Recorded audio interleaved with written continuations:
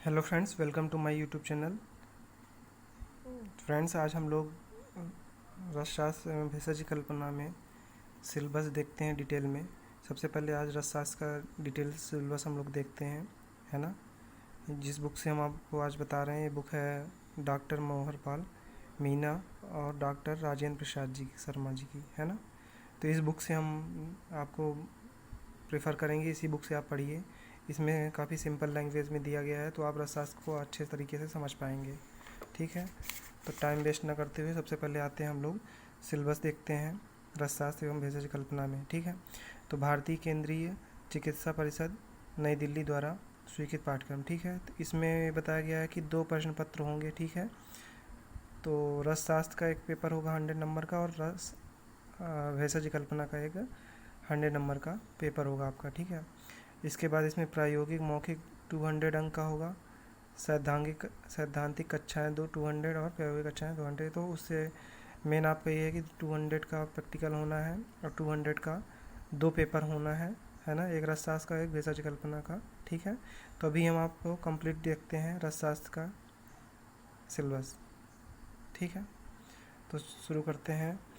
सबसे पहले अब भाग आ में 50 नंबर के क्वेश्चन आते हैं। ठीक है, पहला चैप्टर है रसशास्त्र, रस शब्द की परिभाषा एवं व्युत्पत्ति। ठीक है, तो इस चैप्टर में आपको लॉन्ग क्वेश्चन भी मिल सकता है, बहुत रेयर केस में क्वेश्चन आता है इस चैप्टर से, बट आपको 2-2 नंबर के क्वेश्चन आ जाते हैं इसमें से। रसशास्त्र की का इतिहास, रसशाला, रस मंडप का सिद्धांत, रसौधी की महत्ता, है ना।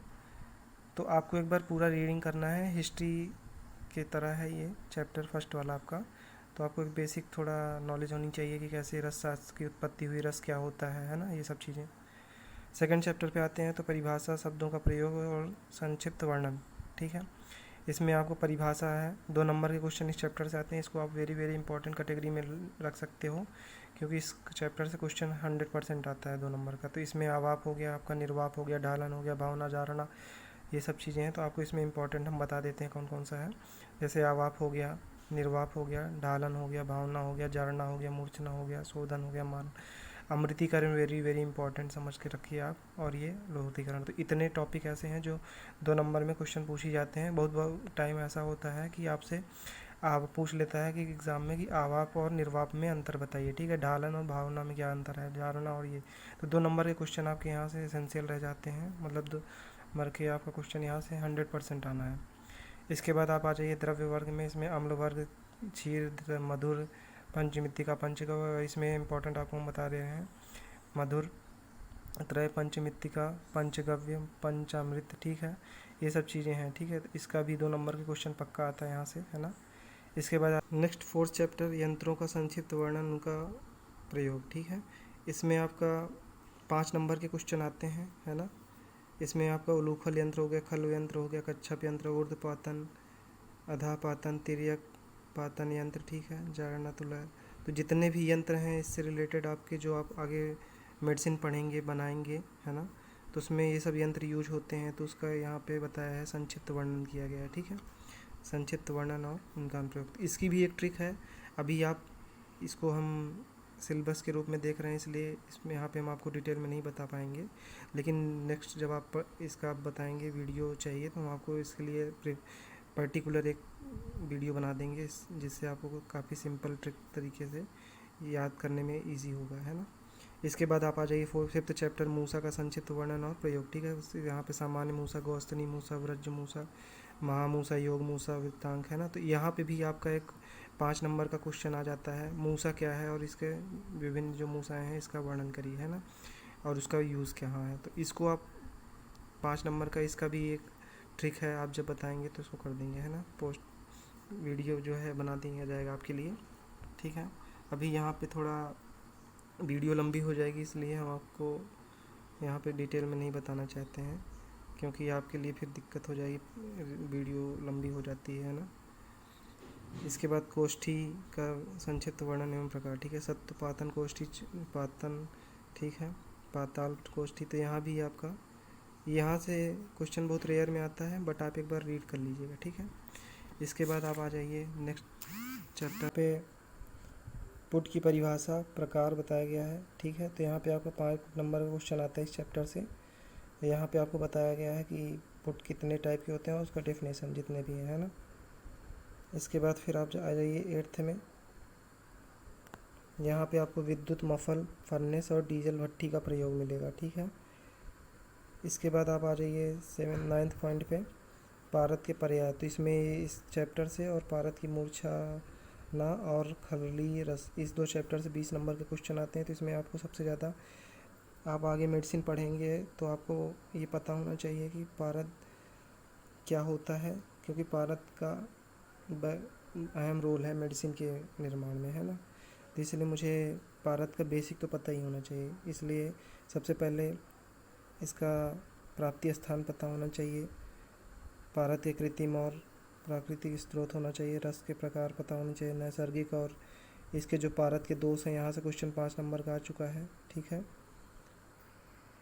ग्राह्य और अग्राह्य पारद के लक्षण, ठीक है। इसके बाद पारद का सामान्य और विशेष शोधन, ठीक है। इसके बाद पारद के अष्ट संस्कार हो गया आपका, है ना। इसके पारद की गति और रस बंधन, ठीक है। तो इस चैप्टर से आपको सबसे ज़्यादा ध्यान देना है पारद के दोष पे, पारद के सामान्य और विशेष शोधन पर, और अष्ट संस्कार पर, और पारद की गति और रसबंधन। इसके बाद फिर पारद 10वां चैप्टर आ जाता है, पारद की मूर्छना। इसमें आपको कजली का निर्माण कैसे करते हैं, क्योंकि मेडिसिन में कजली का निर्माण किए बिना मेडिसिन नहीं बन पाती है। बहुत सी मेडिसिन आप देखेंगे तो वहाँ पे कजली का निर्माण एसेंशियल बताया गया है ना। इसके बाद रसौधियों के प्रकार, रसौधी के प्रकार, ठीक है। इसके बाद त्रिभुवन कीर्ति रस मोस्ट इम्पॉर्टेंट है ना। जितने भी रस हैं इसको आप देख लीजिए, और एक परपटी कल्प, है ना। तो परपटी से क्वेश्चन आपको 100% मिल जाएगा 5 नंबर में। तो इस चैप्टर से पारद के पर्याय और पारद की मूर्छना से आपको 20 नंबर के क्वेश्चन यहाँ से मिल जाएंगे। और इसके बाद आपको 1st to 8th जितना आपने पढ़ा अभी तक पॉइंट तक, यहाँ तक 30 नंबर के क्वेश्चन, और इस 2 चैप्टर से 20। तो यहाँ पे आपका भाग आ ख़त्म हो जाता है, ठीक है। अब भाग बा आगे निश्चित देखते हैं। तो भाग बा में ये भी 50 नंबर का होता है, ठीक है। अब इसमें जो है निम्नलिखित द्रव्यों के प्राप्ति स्थान, पर्याय, खनिजीय पहचान, ठीक है। ये इसमें शोधन और ये मारण, अन्य प्रक्रिया, गुण, मात्रा, चिकित्सीय उपयोग वगैरह है, ठीक है। तो इसमें आपको सबसे पहले ये देखना है कि महारस, उपरस, रस, साधारण रस, ठीक है। तो ये रस वाले में 3 आते हैं रस के अंतर्गत, महारस, उपरस और साधारण रस, ठीक है। इसके बाद फिर धातु आ जाती है। धातु में अभी आपको इसके बाद पहले एक बार हम आपको समरी में बता दे रहे हैं, इसके बाद डिटेल में फिर आपको एक बार फिर से बता देंगे कौन से इंपॉर्टेंट है, कैसे क्वेश्चन आते हैं एग्ज़ाम में, कैसे क्वेश्चन पूछे जाते हैं आपके एग्ज़ाम में, ठीक है। इसके बाद धातु में आते हैं, इसमें साधारण लौह है, फिर पूती लौह है, फिर मिश्र लौह है, ठीक है। इसके बाद रत्न आ जाता है। इसके बाद उपरत्न आ गया आपका, ठीक है, उपरत्न आ गया। इसके बाद सुधा वर्ग आ गया, इसके बाद सिक्ता वर्ग आ गया, इसके बाद क्षार वर्ग आ जाएगा आपका। इसके बाद मिससेलिनियस आ जाएगा, ठीक है। इसके बाद विष और उपवस आ जाएगा। इसके बाद फिर आपका औषध, इसके बाद औषध योग ज्ञान आ जाएगा। इसके बाद 10th चैप्टर आ जाएगा औषधि के मानकीकरण का संक्षिप्त ज्ञान, क्वालिटी कंट्रोल एवं जीएमपी। इसके बाद 11th में आप आ जाएगा फार्माको विजिलेंस, औषधि सतर्कता विज्ञान का सिद्धांत और भारत में इसकी स्थिति, आयुर्वेदिक द्रव्यों के फार्माकोविजिलेंस का ज्ञान, ठीक है। तो इतना आपका बा पार्ट में आता है, ठीक है। तो अब आपको हम सारे रस में और ये जितने भी आपके धातु और ये सुधा वर्ग, सिक्ता वर्ग जितने हैं, सबको इसमें आपको हम डिटेल में बताते हैं कि कौन से क्वेश्चन कैसे आते हैं और एग्ज़ाम में कैसे पूछे जाते हैं, ठीक है। तो इसमें जैसे आपका महारस है पहले, तो इसमें आपको सबसे पहले ये पता होना चाहिए कि महारस के अंतर्गत क्या क्या आता है, ठीक है। ऐसे उपरस में कहाँ कौन कौन से आते हैं, ठीक है। इसी तरह साधारण रस में क्या क्या आता है, ठीक है। इसी तरह से धातु में साधारण लौह में कौन कौन से आते हैं, पूती लौह में, मिश्र लौह में, ठीक है। इसके बाद रत्न में भी ऐसे ही माणिक्य आता है, मोह, ये सब चीज़ें, ठीक है। तो इसको आपको याद होना चाहिए कि कंप्लीट डिटेल में, जैसे सुधा वर्ग है तो सुधा वर्ग में कप वर्ग, सुधा, सुक्ति, शंख, ये सब चीज़ें भी आपको पता होनी चाहिए कि सुधा वर्ग के अंतर्गत इतने चीज़ें आती हैं, ठीक है।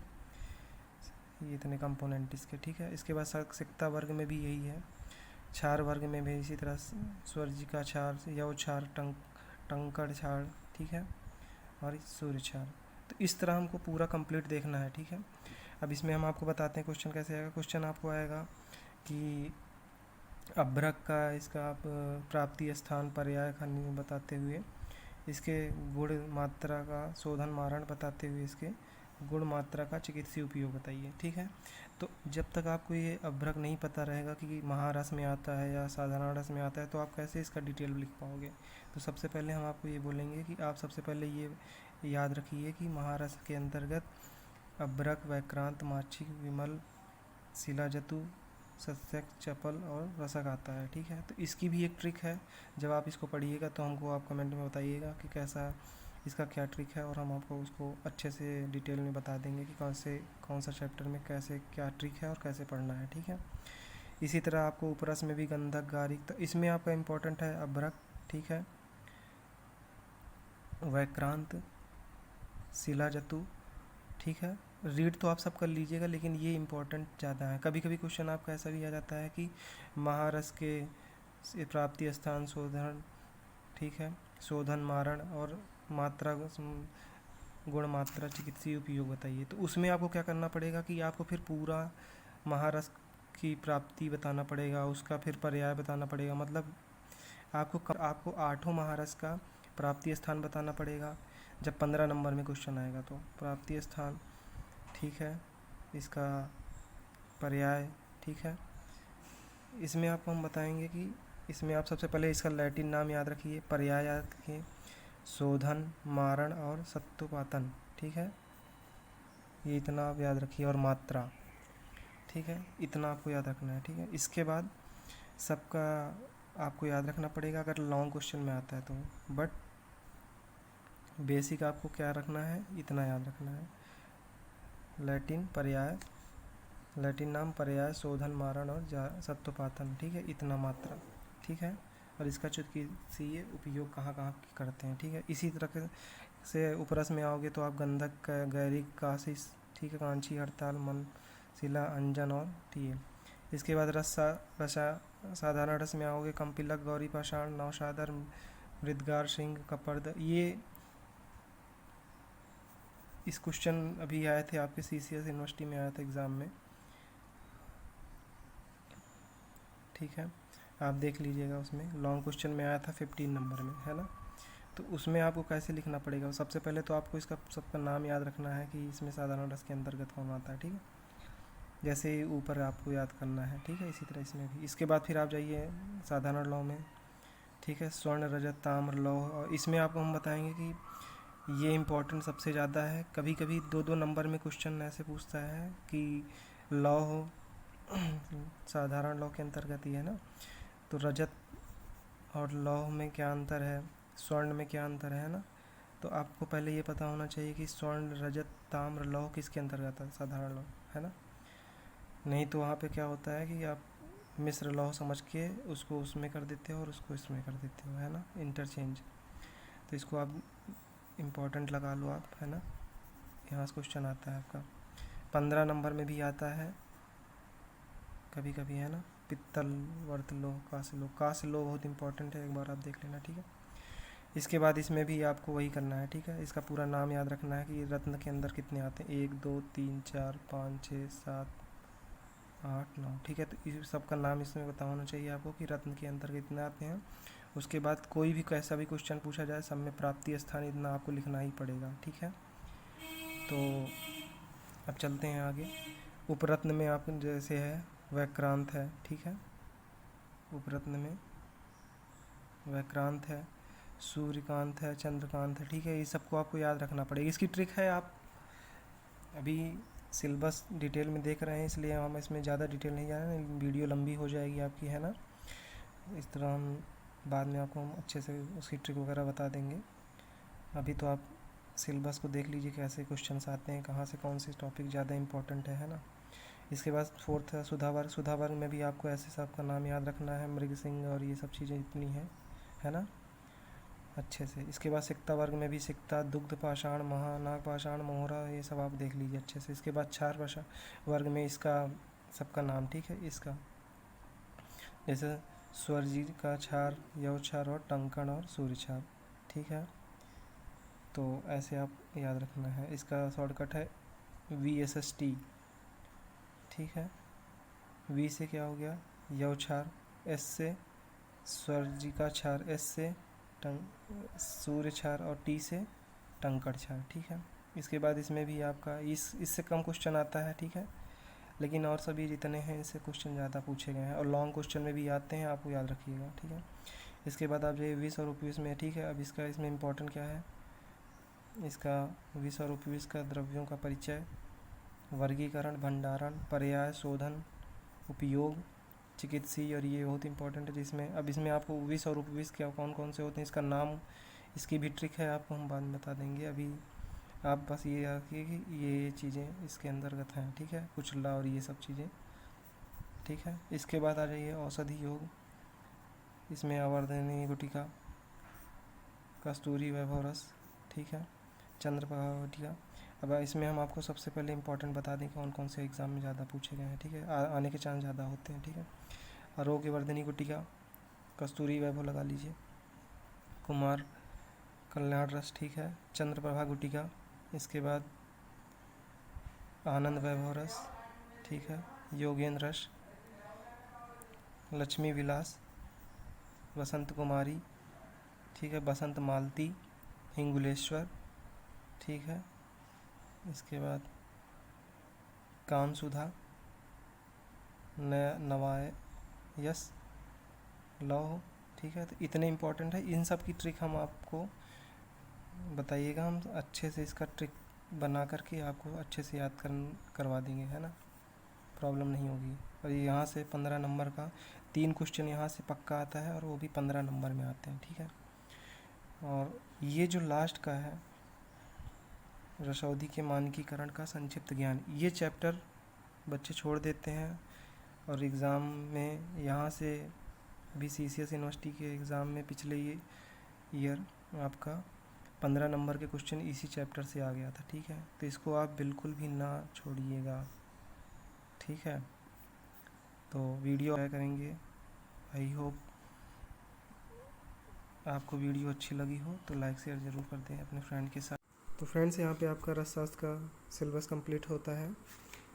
भेषज कल्पना की नेक्स्ट वीडियो में सिलेबस का बात करेंगे डिटेल में। तो वीडियो आपको कैसी लगी कमेंट में ज़रूर बताइएगा, और ऐसी ही वीडियो के लिए आप चैनल को सब्सक्राइब कर सकते हैं।